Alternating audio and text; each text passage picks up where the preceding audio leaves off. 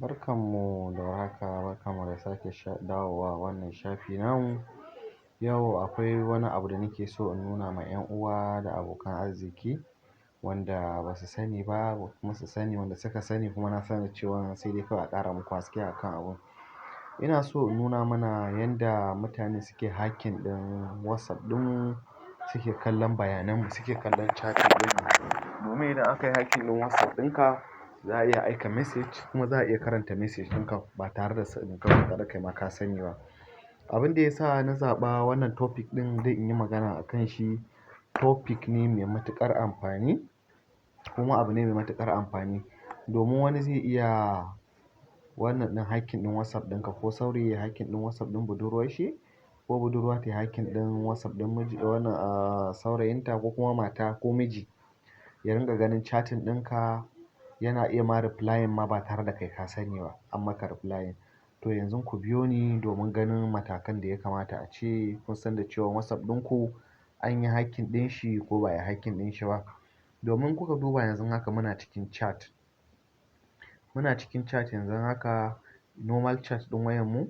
Idan kuka zo nan hannunku na dama, kuka duba nan gurin ga inda ya ɗauki dot dot guda uku a hannun dama can ƙarshe a sama.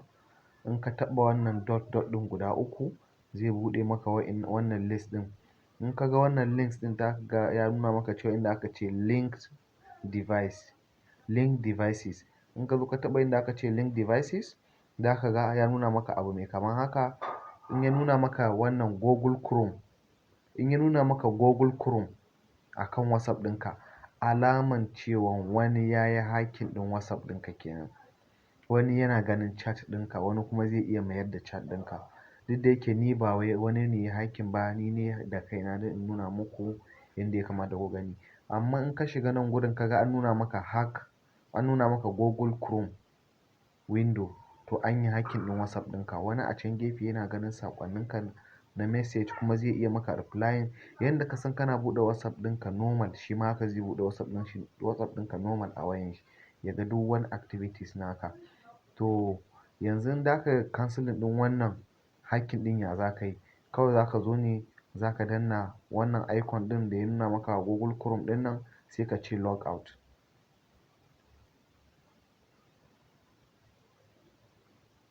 Idan ka ce log out, yanzu ya riga ya fita kenan. Idan ka buɗe wayanka ka ga ya nuna maka haka, bai nuna maka wannan Google Chrome ɗin ba, alaman cewa ba a yi hacking ɗin wayan WhatsApp ɗinka kenan ba. Amma in ka ga Google Chrome, alaman cewa wani ya yi hacking ɗin WhatsApp ɗinka kenan, sai ka latsa Google Chrome ɗin, sai ka ce log out.